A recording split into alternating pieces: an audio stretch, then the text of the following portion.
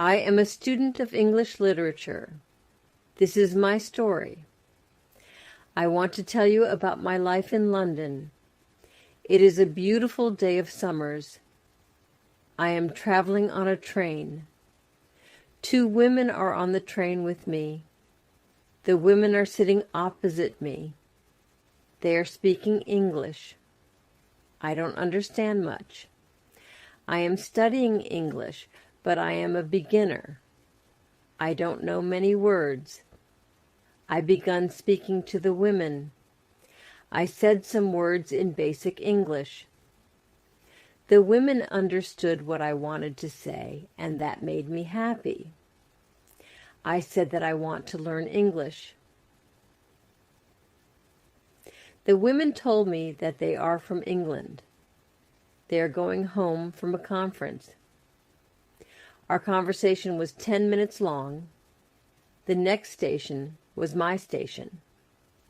I said goodbye. The women gave me their address and phone number. They told me that I can visit them in England. Then we said goodbye. After this meeting, I worked on my English every day. I translated texts and watched films in English. In 6 months, my English was improved. It was good now, but I wanted to learn more. I went to London. I wanted to study English from London. When I was in London, I joined school. My first lesson was on Monday. I met my teacher and other students in the class. My teacher was a young and fine lady. She was very nice and humble. We introduced ourselves and then proceeded with the lesson. Our teacher has a question for us. She wanted to know our general knowledge about the language. Our teacher told that she can teach through a very effective method to learn English. This method was very simple. Our teacher tells us that we would not have to study. We won't have to read textbooks, but we would have to use English a lot in our daily lives. It turned out very effective for me. I did not like studying from the textbooks because they confused me. Then we spoke about what is important when we learned a new language. Our teacher told us, language is a purpose and a mode for communication. We need languages to communicate. Languages help us to express ideas and thoughts. So when you learn a new language, the best method is to use the language to express our feelings and to communication with other people as well. And this is what we will do in our course. We will speak and make use of English language a lot. Many students try to remember new words. They also study grammar rules. And these students don't use English for speaking. They study about the language, but they don't use the language. There is a difference. Of course, you need to learn new words and grammar, but you don't have to study them. You need to practice them on a daily basis. In this course, I wanted to show a very simple and effective method on how to learn vocabulary and grammar. I like what our teacher says. Our lesson continues. We spoke about our hobbies and what we like to do in our time. We spoke in pairs or with our teacher. I enjoyed taking classes. I am really happy. This system of learning turned out to be very good and effective for me. Chapter 2, How I Learned Vocabulary. I went to school on Tuesday again. One of the students asked the question, which was interesting for me. She asked, "What is the best way to learn new words?" Our teacher told, "There are many things you can do to learn new words. I will tell you what is statistically the most effective way for learning new words. It is reading. When people read, they learn new words of their language. They learn twice as fast as people who don't read. It is good to read for at least 30 minutes every day. I want to show you what you should do if you want to get the maximum profit from reading. First, it is very important that the book or text which you read is interesting for you. It is important that you enjoy reading the book. The book can be a nice story, or it can be fictional or non-fictional, whatever your interest is for the book. Don't read the text which isn't interesting for you. When you don't know many words, you can get frustrated. You always want to enjoy everything you do while using the language. It is effective to choose a text which is interesting and also okay for your level. When you read the text and you see a word which you don't understand, you should take a dictionary and find the word in the dictionary. Then you would look at its meaning. This will make better understanding of the text, and your knowledge for the text will be increased.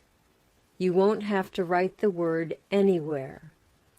The word will automatically get locked in your brain, and you will always remember its meaning wherever you will see this word again. Every time when there is a new word for you, you will do the same. Reading also has another great advantage. When you read, you learn new words, and you also learn how each word is connected to other words in the sentence. You can see how to link the words correctly. This way of learning new words is very effective. Try it, and you will see how fast you can learn new words.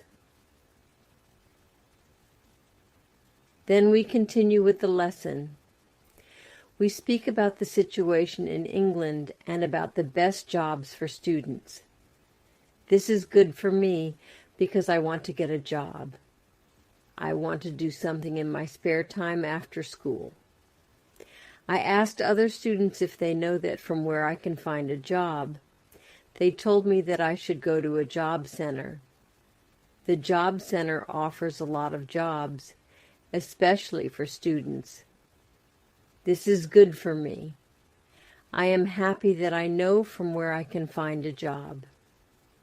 When my day at school was over, I went to the job center. I did not know what job I could do, so I asked the lady at the job center, "What is the best job for a student?" The lady told me that they have some good jobs for students. She told me that I can be a cleaner or a waitress in a cafe. I told the lady that I have no experience with these jobs. She told me that my English is good enough to work at the cafe. The training was not difficult, and I can have more chances to speak English than being a cleaner. She told me that I can start my job on Thursday. It is all good for me. I am happy that I have a job where I can practice English when you want to learn new words, effectively read for 30 minutes every day. On Wednesday, I went to school again. There is one student in the class who is more quiet than the others. He is from South Korea. When our teacher asked if we had any questions for her, this student from Korea said that he has a question. He said that he has a big problem with pronunciation. He knew that his pronunciation is not very good, but you did not know how to improve it. He doesn't speak much because he doesn't have others to listen to his bad pronunciation. He said that he reads and watches films in English a lot. He understands very well, but he also wants to improve speaking. He asked if there was something he could do to be better at pronunciation. When my teacher heard this, she said, "Okay, I will tell you something about pronunciation and how to practice it. I will also teach you techniques which can help all of you to become better at pronunciation." First, we have to look at why students have problem with pronunciation. When we speak, we have to move our mouth. We have to use muscles in our mouth. We all do that. The problem is that when you speak English, sometimes you use your muscles the same way you would use them in your native language. Then your pronunciation is different from the pronunciation of native speakers. This happens to many students to learn English. Almost everybody has a little different pronunciation than they should have. In fact, it is not a big problem, because usually people understand what you want to say, even if your pronunciation is not perfect. However, you can work on your pronunciation and make it better by a great technique, which can help you a lot. The name of this technique is shadowing. The technique is very simple. When you do shadowing, you simply copy the sound which you hear. When children learn their first language, they learn it by copying. They copy after their parents again and again, and one day their pronunciation becomes perfect.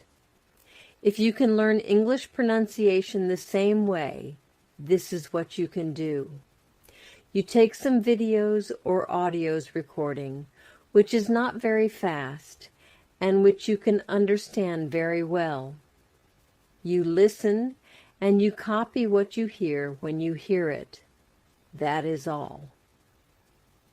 Then our teacher went to YouTube, and she searched for the shadowing technique.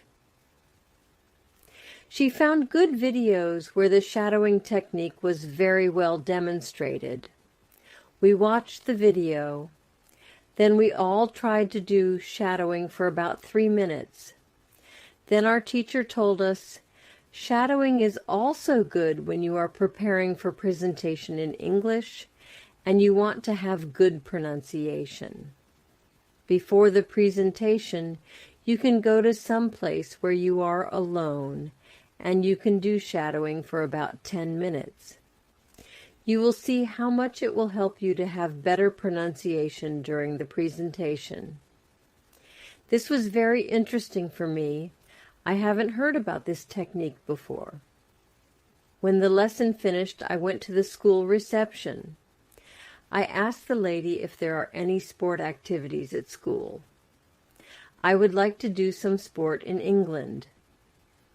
The lady at the reception says, "Yes, we have a table tennis team and a football team. The football team has training today at 5 o'clock. I was very happy because sport is very important in my life. I went to the training of the football team. I met a lot of players from different countries. The players are from Brazil, Japan, Russia, Spain, Argentina, and Italy. I liked the training. I was very happy that my time in England started well. I have a great teacher. I also have some new friends from my football team.